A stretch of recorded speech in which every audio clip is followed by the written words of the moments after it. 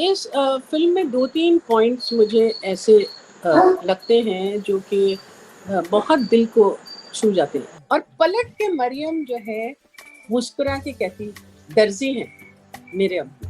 अभी लॉकडाउन में ये हुआ है कि हमने ये रियलाइज़ किया, हमारा जो माइग्रेंट लेबर जो वापस चला गया पैदल चलकर, तो हमने ये रियलाइज़ किया कि हम कितना ज़्यादा डिपेंडेंट हैं अपने माइग्रेंट्स पर। well, आप इनको लक्ष्मी से जाने या सौदामिनी या पूजा के नाम से, जिस भी नाम से आप इनको पुकारना चाहें, मेरे लिए आज की ये स्पेशल गेस्ट बहुत स्पेशल है क्योंकि आज मेरे साथ जुड़ने वाली हैं शबाना आजमी और वो मुझसे शेयर करेंगी अपनी जर्नी के बारे में बहुत सारी बातें। एंड नॉट ओनली दैट, वो मुझे बताएंगी मीर अक्सम के पीछे छुपे हुए कुछ ऐसी खास बातें और वो मेरे से करेंगी बहुत सारी बातों का खुलासा। तो आइए चलिए सुनते हैं शबाना आजमी हमसे क्या शेयर करते हैं और मैं करती हूँ उनका बहुत बहुत स्वागत सिर्फ और सिर्फ टेली चक्कर पे। Thank you so much for joining me, it is a pleasure having you today. Thank you so much. Thank you. How are you? How has the lockdown been for you? It's been a roller coaster ride. There have been moments of despair and of impatience and frustration and this hope of when is it all going to end. But on the other hand, it has also led to introspection. It has also led to accepting the here and now as never before. So I think it's had its pluses and minuses. कैसा रहा response आपकी ये नई मीर अक्सम का, जैसे वो on air गया, fans ने रीच आउट किया, कैसा रिस्पॉन्स था ma'am? It is so overwhelming and I am so grateful because for me it really is not just a film but it's an offering because it's a tribute that my brother Baba Azmi and I are paying to our father Kafi Azmi. In 2019, it was his birth centenary, which was celebrated all over the world. And Baba then decided that he would make a film, shoot a film in Mijwan, which is a tiny little village in Azamgarh, Uttar Pradesh, where my father was born. And he decided to take a girl, a village girl who was born and brought up there, Aditi Subedi, as the heroine. The film talks about all the values with which we grew up. A father's unstinted support for his daughter, a celebration of India's pluralism and her composite culture, a difference that we need to make between religion and our cultural heritage. We grew up in a family where Holi, Diwali, Eid, Christmas, all these are celebrated with great fervor. And so we've always celebrated our diversity. And the film touches on all these points. तो आपके लिए सबसे ज्यादा favourite role कौन सा रहा है और इस मूवी में ऐसा कोई टर्निंग पॉइंट था जो आप में से शेयर करना चाहेंगे?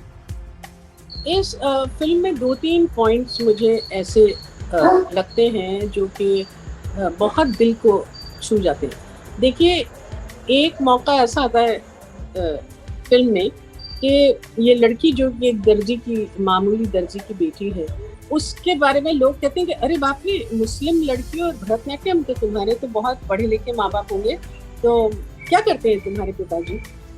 तो वो थोड़ी सी एम्बैरेस होती है जो टीचर है और इस बात को पलटने की कोशिश करती है और बोलती है आओ मरियम, मैं तुमको वहाँ ले जाती हूँ।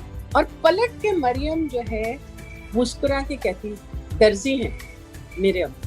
अब मुझे वो मोमेंट इतना अच्छा लगता है क्योंकि ये वर्कर को आप ये रिस्पेक्ट और ये इज्जत दे रहे हैं जो कि हमारे समाज में जिसकी बेहद ज़रूरत है। अभी लॉकडाउन में ये हुआ है कि हमने ये रियलाइज़ किया, हमारा जो माइग्रेंट लेबर जो वापस चला गया पैदल चलकर, तो हमने ये रियलाइज़ किया कि हम कितना ज़्यादा डिपेंडेंट हैं अपने माइग्रेंट्स पर और उनके साथ हमको कितनी इज्जत से रहना चाहिए। तो ये बात एक इतने छोटे से मोमेंट में ये फिल्म कहती है, इज्जत देती है उस आदमी को जो काम करता है। कैफी साहब की सारी शायरी इसी पे थी। उनकी एक बहुत फेमस नज्म है मकान, आज की रात बहुत गर्म हवा चलती है, आज की रात न फुटपाथ पे नींद आएगी, सब उठो मैं भी उठूं, तुम भी उठो तुम भी उठो, कोई खिड़की ऐसी दीवार में खुल जाएगी।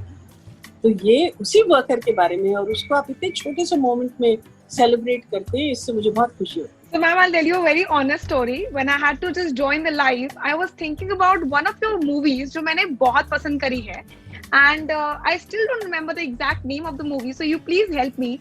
I remember the actor was Nasruddin Shah, and उस मूवी में आप एक खाने की I think सांबर की प्लेट के ऊपर आप लोग एक बहस करते हैं. Rice plate, and I was Rohit Roy ने उसको डायरेक्ट किया।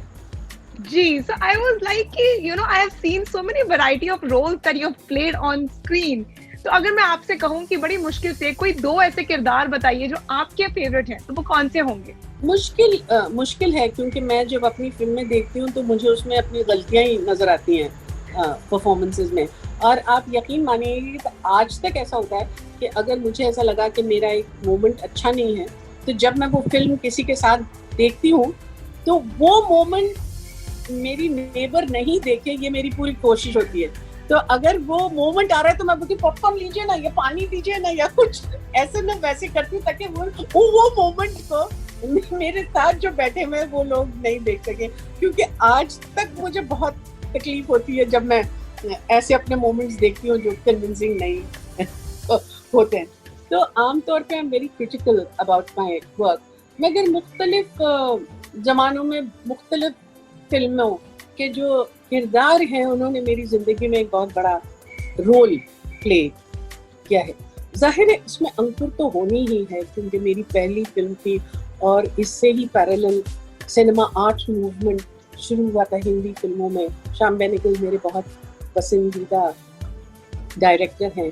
फिर एक फिल्म है, आपने तो देखी भी नहीं होगी, उसका नाम है खंडर, जो मृणाल सेन ने बनाई थी, जिसमें मेरा इतना खामोश वो रोल था कि मुझे बहुत हैरत हुई जब खंडर के लिए मुझे नेशनल अवार्ड मिला, क्योंकि मैं अपने से ही कम्पीट कर रही थी। एक फिल्म थी श्याम बेनेगल की मंडी, जिसमें मेरा बहुत लाउड कैरेक्टर है, और सब लोगों का ये मानना था कि मंडी का जो कैरेक्टर है उसको अवार्ड मिलने के ज़्यादा पॉसिबिलिटीज हैं बनिस्बत जामिनी जो खंडर में है, क्योंकि she is so quite but she had a lot of dignity and I liked her very much. तो मुख्तलिफ फिल्में हैं जो मुझे किसी पॉइंट पे जाके मुझे मजा आया, तो एक करके मैं शायद आपको नहीं बताता। मैम, अगर मैं ये कहूँ कि आपके जमाने में हमने इतने दिग्गज कलाकार देखे, हमने इतने खूबसूरत आप लोगों के मूवीज देखी, डायरेक्टोरियल डेब्यूज देखे, लेकिन अगर मैं कहूँ कि आज के जमाने में कोई एक ऐसे आपको लगता है कि कोई एक्टर जो आपके जमाने की लेवल का काम कर रहे हैं, कोई एक ऐसे एक्टर आपको फील होते हैं? बहुत सारे हैं आज के जो एक्टर्स हैं, उनके पास सबसे ज्यादा तो वक्त है, क्योंकि हमारे जमाने में हम कम से कम 12 फिल्में एक साथ करते, तो हमारे से सिर्फ यही उम्मीद होती थी कि किसी तरह से तुम अपने डायलॉग बोल दो और फूट जाओ यहाँ से। एक 7 to 2 एक शिफ्ट होती थी, फिर 2 to 10 शिफ्ट होती थी, 10 to 2 भी शिफ्ट होती थी, लगातार हम लोग उसमें काम करते थे। आज के लोगों के पास ज्यादा वक्त है, लेकिन मुझे लगता है कि जो कास्टिंग डायरेक्टर है ना, उसकी वजह से जो इकोसिस्टम है वो बदला है, क्योंकि ये कास्टिंग डायरेक्टर जो है बहुत अच्छा काम कर रहे हैं और दूर दूर से लोगों को लेकर आ रहे हैं, स्मॉल टाउन से लेकर आ रहे हैं, थिएटर से लेकर आ रहे हैं। ये लोग जो सचमुच एक्टिंग जिन्होंने सीखी हुई है या करी हुई है, उसकी वजह से इकोसिस्टम चेंज हो रहा है मेन स्ट्रीम एक्टर्स के अतराफ। तब उनको लगता है कि हमको भी सीखना चाहिए। आप देखिए, दिल चाहता है तक हिंदी फिल्म के हीरो के सिर्फ 2 हेयर स्टाइल्स होते थे। अगर उन्होंने बाल ऊपर किए तो वो शहर के हैं, और अगर बाल ऐसे ही चिपका लिए तो वो गांव के। बस इतना ही एक्सपेक्ट होता था। इतने लंबे लंबे बाल होते थे, मगर आप मान लेते थे कि वो पुलिस इंस्पेक्टर हैं। आपसे कुछ ज्यादा एक्सपेक्ट नहीं किया जाता। आज जो है किया जाता है। जो एक्टर्स मुझे बहुत पसंद है वो है ऋतिक रोशन, रणबीर कपूर, रणवीर सिंह, संजय मिश्रा, पंकज मिश्रा, मनोज पावा, बहुत अच्छे, नवाजुद्दीन सिद्दीकी, ये सब बहुत पसंद है। लड़कियों में सबसे मेरी फेवरेट है विद्या बालन। विद्या बालन की आवाज बहुत अच्छी है, और विद्या बालन मैं समझती हूँ कि बहुत ब्रेव एक्ट्रेस है। विद्या के साथ साथ तब्बू मुझे बेहद पसंद है। हालांकि तब्बू बहुत कम काम करती है लेकिन बहुत अच्छी अदाकारा है। आलिया भट्ट बहुत अच्छी लगती है, दीपिका अच्छी लगती है, अनुष्का शर्मा अच्छी लगती है, प्रियंका, बहुत सारे लोग हैं जो बहुत अच्छा काम करें।